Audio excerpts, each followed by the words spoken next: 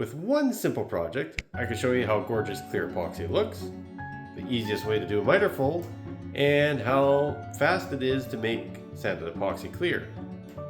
Which should have been a profitable venture, but things took a twist. My plan backfired. Things got tense. And someone else profited off my hard work. So, how did I end up here? It all started with a deadline to make an end table in 20 days. After searching through the wood pile in the back, I came across these cool box elder maple chunks with some cool blood red streaks and funky edges. Sweet, but what to do? Black epoxy would look deadly with this, but everyone and their dog does black epoxy, and I wanted something different and to be able to see the edges. So my plan was to go with a clear epoxy pour, which might have been a dumb choice for reasons you'll see in a bit. But first things first, roll up the sleeves. Clear epoxy is a tricky mistress. Being a clear epoxy, I needed to prevent bubbles by sealing the edges first, so after a quick light sand and lacquering, I lathered on some epoxy like adding a rub to a brisket. I feel like I'm making a brisket. Yeah. My initial plan was to leave the live edge exposed on the outside edges and only pour in the middle, so that meant sealing the bottom of my wood to the form with some caulk. Although in this easy little step, I made a near project-ending mistake, which I'll show you once this bad boy sets up. But in the meantime, business as usual. Keep splashing. With my form built and sealed up, I was ready to mix up some full cast deep pour and get the party started. Make sure you always have gloves, because I always make the mistake of thinking that I'm not going to get my hands dirty, and then something always happens and I get my freaking hands dirty. Because the wood was thick enough, I reached my max pour depth and had to leave it alone until things set up. It's been a few days later, so after tacking on another 4 days to this little project, epoxy hardened, things are looking good, set up. I'm gonna do the second pour and get it up to the top here. But at this point, I discovered a nasty little surprise waiting for me. You see there's these kind of like smoky lines that are coming up here, and something must have leached off either the tape or the wood. Not 100% sure. Maybe this epoxy got a little too hot and started melting something. We'll have to investigate that further. We'll see what happens on this next pour. Maybe it's coming from the wood. It's leaching something out of here. Whilst handling epoxy for the second layer, I realized the smoky lines were from some felt marker I used to mark out the boards so I could seal them to the form without my caulk being visible. FYI, permanent marker and clear epoxy do not mix. Mix the piss out of this. My plan to fix this? Leave it alone and hope for the best. Maybe planing would remove the worst? We'll see. Nothing left but to move forward now and pour out the rest. One cool thing about creating things, having to not do this to spec and just build something. Initially I was planning to just do this middle river pour, but I'm gonna think about it, it's not leaving me a lot of width for any sort of table or platform. I'm thinking I'm gonna pour this right up to the form, create a little more width, and I think it's gonna look good.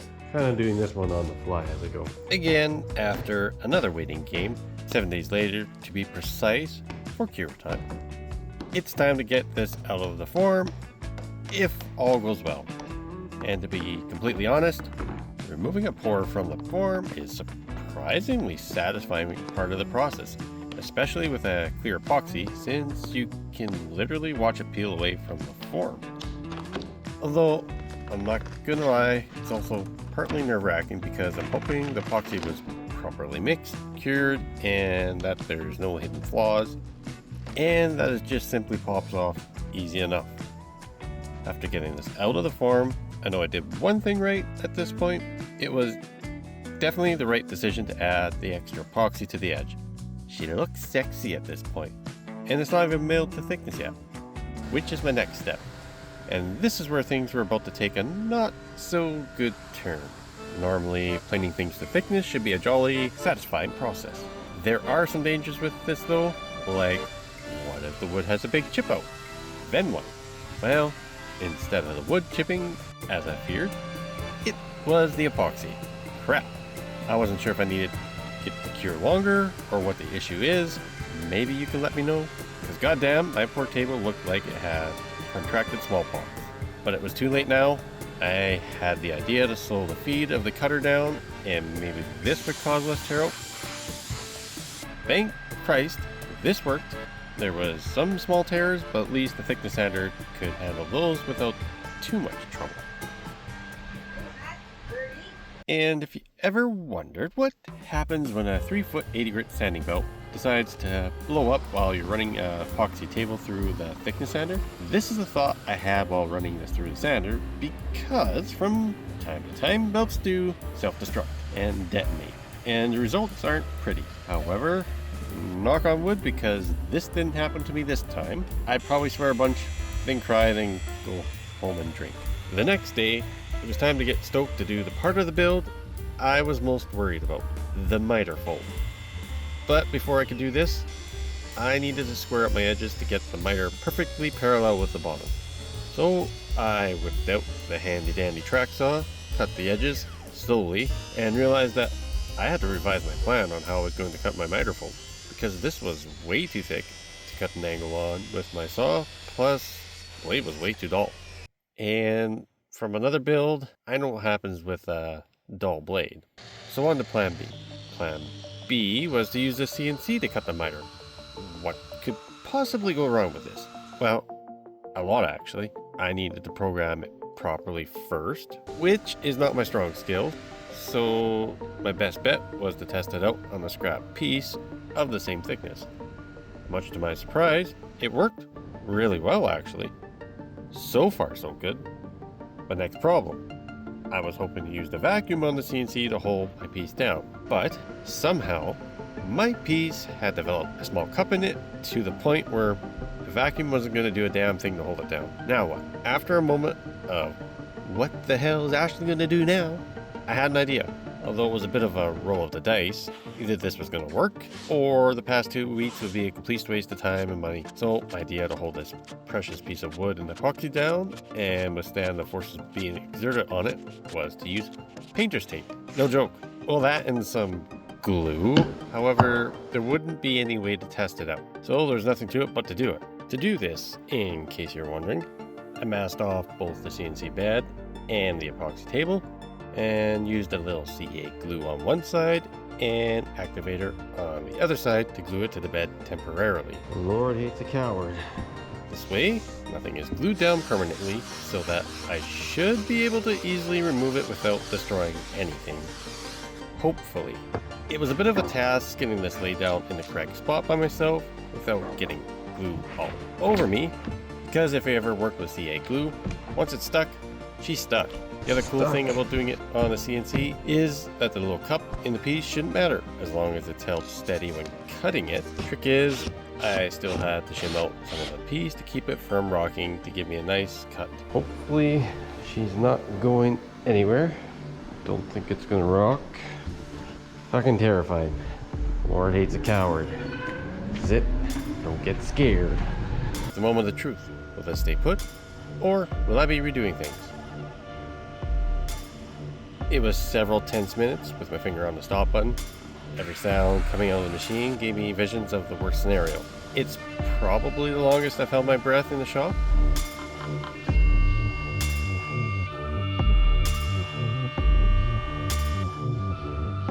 But alas, holy shit! Color me surprised, it worked. Like, really worked.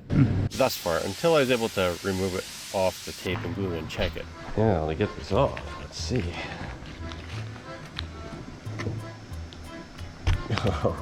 Easier said than done. Holy shit. Which was a task. The tape and glue trick worked really well. Oh, that worked well. Too well. To the point where I was a little worried I'd be putting a bunch of pry marks in my piece. But after a little bit of good old-fashioned cursing, I did get it off the bed without any issues. Thank God. That held extremely well. Huh, the moment of truth. Holy shit. And that is how you do a waterfall table. Holy shit, this looks so great. I think. Oh, fucking beautiful.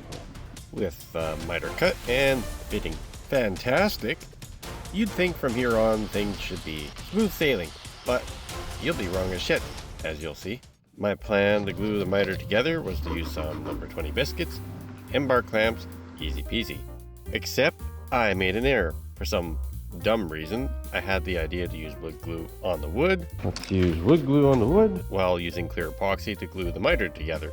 But didn't take into account how visible the wood glue is through clear epoxy. After squeezing things together, the wood glue squeezed out and dripped into the portion of the miter with the clear epoxy, which was very visible and made a nice clean seam look absolutely hideous.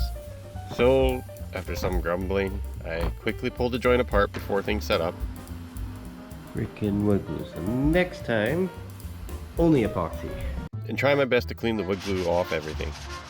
Once satisfied, I abandoned the wood glue in favor of just clear epoxy to glue it all together, which is what I should have been doing in the first place. I guess on the plus side, I'll know better for next time. With my desk nearly finished, it was time to get cracking on the legs. I prefer to make my own legs versus buying something, so that being the case, I ended up using some 8-quarter red oak I had lying around for this. With the deadline looming, I decided to keep things mildly simple with some minor corners and CA glue to tack things in place, and to make each miter bulletproof, I ended up buzzing some screws into it. However, I did decide to add an extra brace that not only made things very rigid, but I also feel added a little extra visual interest. The bones and the meat of the project were all set. Now I just needed to add some soul to it with a finish. I wanted the legs to contrast and add some pop to the piece. So I just went with a nice black wipe-on stain followed by a couple blasts of clear lacquer with some sanding in between. I will say I'm sure glad I have a gun without a cup attached to it to allow me to spray on all sorts of awkward angles. But as cool as the legs turned out, I was most looking forward to putting the finish on the waterfall and clear epoxy table. For this, I wanted to use a finish that not only looked good, but be super durable, prevent too much yellowing, while pulling out the depth and beauty of the wood. So for this, I used a post-catalyzed version varnish from M.O. Campbell called Crystal. The cool thing about using lacquer conversion varnish on clear epoxy is that you will get a nice clear finish on epoxy that is much easier than trying to polish the epoxy to this transparency. Is it water clear? No, and I didn't want it perfectly clear. I wanted it to be a little translucent, but still clear enough to be able to see the cool live edge on the inside. And even better, after all this, there wasn't any of those crappy smoky marks visible that gave me some grief at the beginning.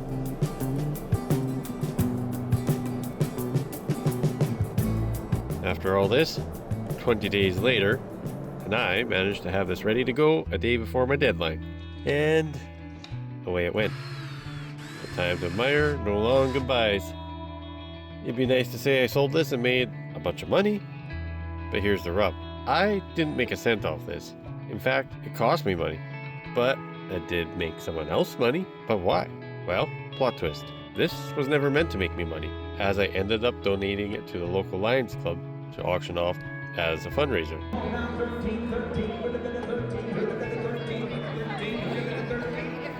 And this is one of those rare occasions where losing money on a project actually felt pretty good, because truthfully, I gained more by giving back to my small community, and they gained $1,000 from the sale of it. Speaking of giving, if you found this video entertaining or useful, then toss me a like, subscribe, and even better, check out some of my other videos I have right here. Thanks for watching.